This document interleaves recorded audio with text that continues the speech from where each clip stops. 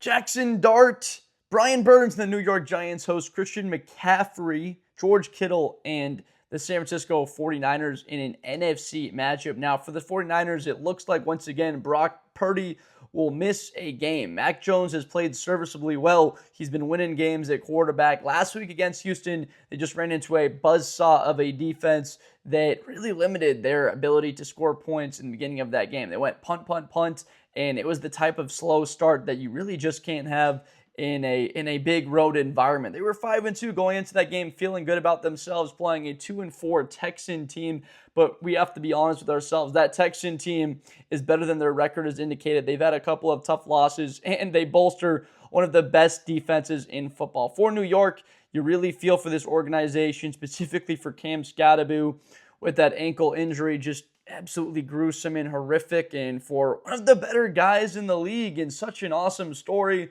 Loved watching him at Arizona State. Loved watching him for the first half of this season. He goes down, and that's several weeks after Malik Neighbors go down for the year. I just don't know what's angered the football gods about the Giants, but they seemingly want something in New York that, frankly, is just a little bit upsetting. Because why does this team need to go through a little bit more hardship just when they have something brewing with Dart and Skattebo that goes down? But we've still got a lot more football to play for New York. And this week, if they want a chance to beat the 49ers at home, it still relies on a little bit of the ground game. In order to beat San Francisco at their own game, which is consistently trying to maintain time of possession, not turn the football over, get easy completions, and methodically march the ball down the field, they're going to have to retain that balance. Jaxson Dart, he'll need a running game. It's going to be tougher to run the football without Cam Skattebo, and they also haven't protected him all that well. He got sacked 5 times last week against that Philadelphia defense. Now, the Eagles, that defense is a little bit better than what San Francisco is working with right now. Robert Saleh has done as good of a job as anybody with what he's worked with. With no Fred Warner out for this season, and Nick Bosa done for the season, 2 of the better defensive players in football for this team to have retained an element of self and looked like a pretty good defense coming off of that Sunday night game. Dominant defensive effort against the Atlanta Falcons before last week, where it really was a lot more poor offensive play, not being able to help out their defense, as opposed to just their defense not playing all that well. I think that could have been a much closer game. San Francisco could have a chance to win if they had a little bit more success as an offense. And then again is your question of, can Mac Jones be good enough to potentially win late in the season where there's playoffs on the line, or if they get to the postseason, win in the playoffs? Not probably as likely as Brock Purdy being in the lineup. There'd been those conversations earlier, but I believe we've seen the last couple of weeks that really there is truly an advantage when you have Brock Purdy out there. That's why you paid him over $50 million a season in that bright, shiny new contract. For San Francisco, the injuries have been a major storyline throughout this season on offense, on defense. Getting George Kittle back has been a beautiful blessing for this team. He has another awesome touchdown against Houston right there at the end of the half, putting them very much so right back into the game. I actually agreed with the decision for Shanahan at the end of the half not to kick, not to go for 2, to make it a 16-7 game instead of chasing the points. I think you see a lot of coaches decide to chase the points earlier in the game. Didn't wind up being a major factor, but still I fall back on that was a pretty good decision that I liked. You obviously got to run the ball more with McCaffrey. He's been one of the best backs. He's on my fantasy team. I love my man Christian McCaffrey getting his touches. Only 8 carries on the day. Now, if you're a scoreboard watcher, you look at those 8 carries and you're like, they got to give him more carries. It's more than that. Look, they gave him the ball, I believe, each of the first 3 possessions, first play of the game. Had decent gains, but like first possession of the game, there's the penalty on Jennings. Face mask sets him back 15 yards, and you can't exactly run the football when you're staring down 2nd and 17 if you want a chance to pick up a first down. So those types of things skew the yardage a little bit. It was one of those games where they found themselves behind and needing to get back into a game where you're in a large hole, 2+ score deficit. It really comes down to the ability to get back into that game quicker. And if you're running the football, that just chews up a lot of clock. Against the New York Giants, I believe this is a team that goes back to their basics. It's getting McCaffrey 18, 19 carries, getting him 6, 7 targets in the pass game. He did have 3 catches for 43 yards. Houston did a very nice job of defending him in the secondary. They've got some good linebackers there in Azeez Alshire. There was one specific play where I think McCaffrey ran an angle route, and he's right there to make a stop and prevent that completed pass. So this Giant team, they are very talented up front, but there's a larger weakness in the middle of that defense. The strength of this team, no doubt, is Kayvon Thibodeau, Burns, Abdul Carter, Dexter Lawrence, and this New York Giant front four. Maybe the best in the NFL, and Brian Burns has been playing some of the best football of anyone on the defense side of the ball. Tied for the lead in sacks up there with Myles Garrett. He's got the most stops of any edge defender. He's got 24 stops on the season. Brian Burns would be a household name for the entire league, frankly, if he had, no disrespect to Giants fans, played for a team. Like if he were in San Francisco, I mean, this man would be an all-pro year in, year out with the level of play he's at. But with a team like New York that's lost a lot of games in his career, it makes sense why he hasn't been as known. I actually, frankly, equate it to Fred Warner early in his career where he was making great plays. He was a very good player. It wasn't until that San Francisco run to the Super Bowl when they lose to the Chiefs in that 2019 and 20 season where it's like, oh man, Fred Warner, this is a heck of a ball player. It's not like he wasn't making plays before that, forced fumbles with the punch outs, pick sixes, being a movable object when players run at him, and he's just not a guy that misses tackles, excellent in pass coverage. This is a guy in Brian Burns that is of that level of a caliber to change games. If you had seen him in playoff games, you would know him a lot better. I know Giants fans know him very well, and they haven't missed it out on him at all. They know him incredibly well. Lots of Brian Burns jersey in the stands, but for a lot of other people, specifically in the AFC, they just don't know this guy and how good he is. The 49ers, they can't let him wreck this game.